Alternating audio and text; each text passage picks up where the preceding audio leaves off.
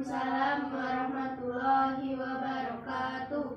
Bagaimana anak-anak kabarnya hari ini? Sehat semua ya? Sehat. Alhamdulillah. Baiklah, sebelum memulai pelajaran, Ibu absen terlebih dahulu ya.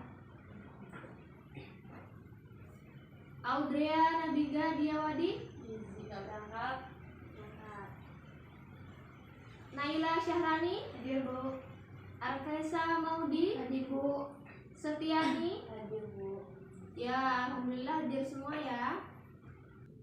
Ya, sebelum memulai pelajaran hari ini, kita berdoa. Ala diniyah sholihah al-fatihah.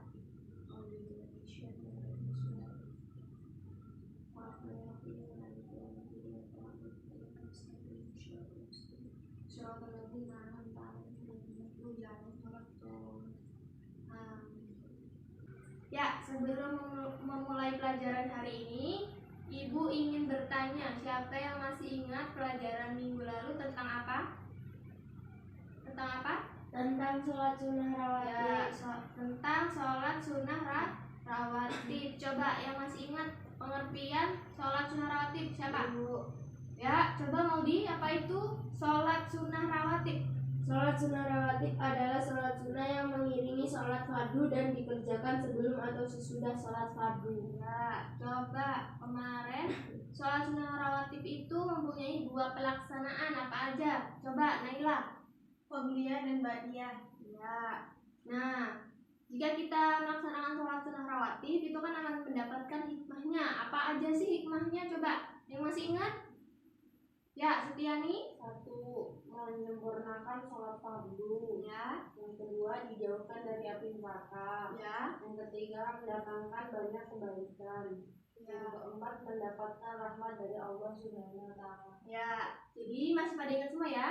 Jadi sholat sunnah rawatib itu adalah sholat sunnah yang mengiringi sholat fardu dan dikerjakan sebelum atau sesudah sholat fardu. Waktu pelaksanaannya itu ada dua, yaitu qobliyah dan ba'diyah. Hikmahnya yaitu yang pertama menyempurnakan sholat fardu, mendatangkan banyak kebaikan, mendapatkan rahmat dari Allah dan dijauhkan dari api neraka. Jadi hari ini kita akan masuki materi selanjutnya yaitu tentang zakat yang nantinya kita diharapkan dapat memahami ketentuan zakat dan mempraktekkan tata cara pelaksanaan zakat dan menjalankan sikap kasih sayang dalam kehidupan sehari-hari. Oke, kita bahas materi tentang zakat ya.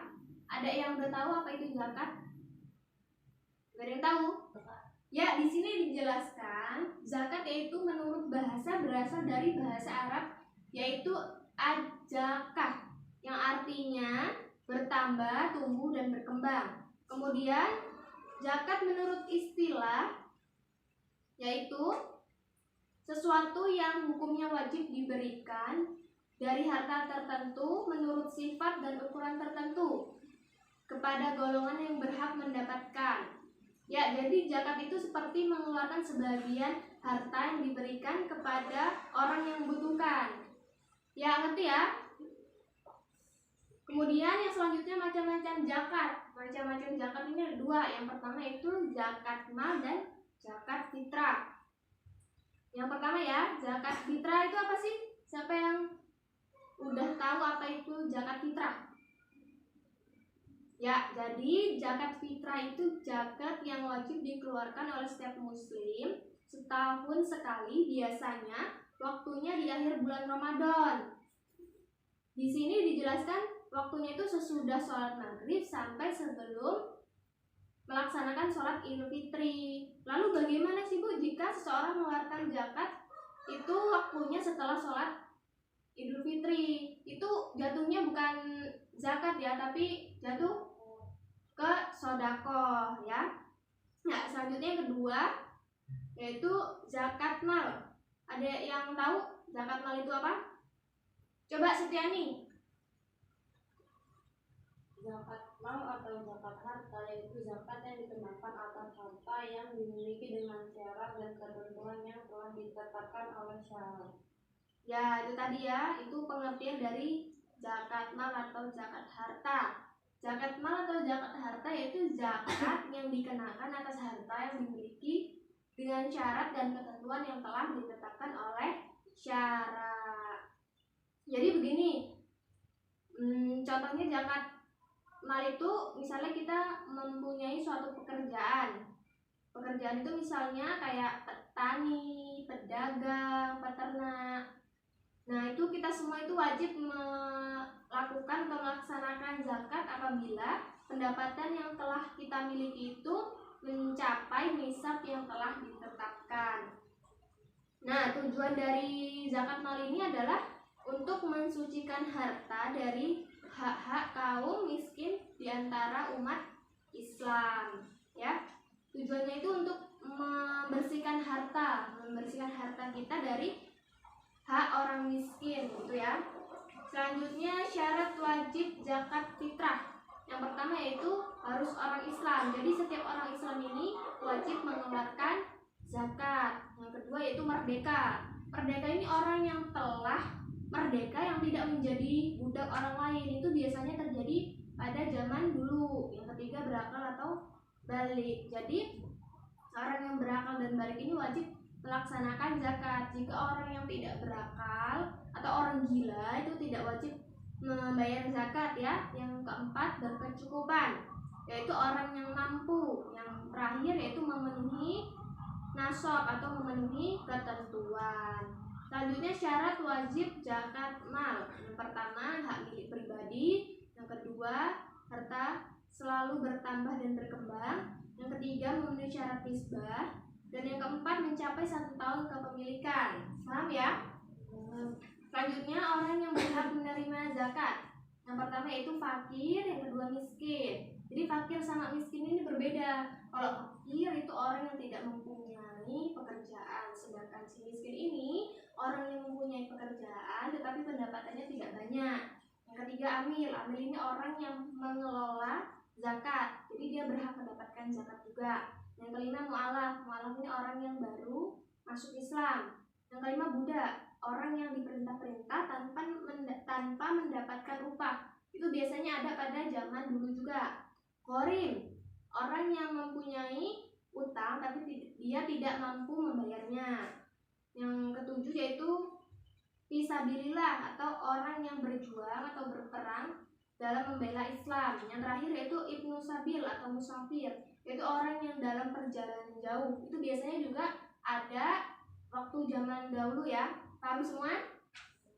Ya, jika kita melaksanakan zakat, kita akan mendapatkan hikmahnya. Apa aja sih hikmahnya? Hikmahnya itu yang pertama akan mengurangi kesenjangan jika dengan si miskin. Yang kedua dapat mensucikan harta. Yang ketiga mengikis akhlak yang buruk. Dan yang keempat ungkapan rasa syukur kita. Paham semua ya?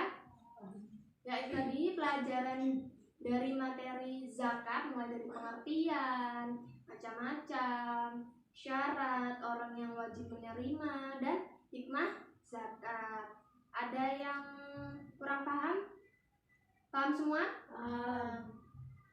Atau malah belum paham? Ada yang tanya? Siapa? Kalau kalian gak ada yang tanya, ibu yang tanya. Coba sekarang ibu tanya ya. Coba Naila, Syahrani, sebutkan syarat wajib zakat fitrah. Coba tadi ada berapa, terus apa aja? Ada 5, yaitu pertama orang Islam, Ya. kedua merdeka, Ya. ketiga balik atau berakal, Ya. 4 berkecukupan, Ya. 5 memenuhi nasab. Ya, coba selanjutnya Setiani, sebutkan syarat wajib zakat mal. Coba tadi ada berapa? Sebutkan. Ada 4. Ya. Pertama memiliki harta, memiliki pribadi. Ya. Harta milik Yang pribadi. kedua, Ya. harta selalu bertambah dan berkembang. Ya. Yang ketiga memenuhi syarat nisbah. Ya. Yang keempat mencapai 1 tahun kepemilikan. Ya. Nah, jika kita melaksanakan zakat ini atau membayar zakat, kan kita akan mendapatkan hikmah tuh. Nah, apa aja sih hikmahnya? Coba mau dijawab? 1. Mengurangi kesenjangan sikap Ya. dan si miskin. 2. Mensucikan harta. 3. Mengikis akhlak yang buruk. 4. Mengungkapkan rasa syukur. Ya, itu benar. Yang pertama tadi mengurangi kesenjangan si kaya dengan si miskin ya. Yang kedua mensucikan harta, yang ketiga mengikis akhlak yang buruk, dan keempat ungkapan rasa syukur. Ini paham semua ya? Paham, oke. Kalau paham ya, ini ada soal nanti dibagikan ke teman-temannya. Jangan lupa dikerjakan, minggu depan dikumpul ke ibu ya. Jangan bermalas-malasan, walaupun ini masa pandemi, kalian harus tetap semangat dalam belajar ya. Jangan lupa dikerjakan, besok dikumpul minggu depan ya. Paham semua ya ini materinya? Paham. Ya, alhamdulillah kalau sudah paham semua. Ya, pertemuan selanjutnya kita akan membahas tentang haji dan umroh. Jadi kalian sebelum minggu depan, kalian bisa baca-baca dulu materinya ya. Ya, kita akhiri pertemuan hari ini dengan mengucap hamdalah. Alhamdulillahirabbil alamin. Ya, terima kasih hari ini. Sampai bertemu minggu depan. Tetap semangat belajar, jaga kesehatan, semoga bermanfaat. Ibu akhiri. Wassalamualaikum warahmatullahi wabarakatuh. Waalaikumsalam warahmatullahi wabarakatuh.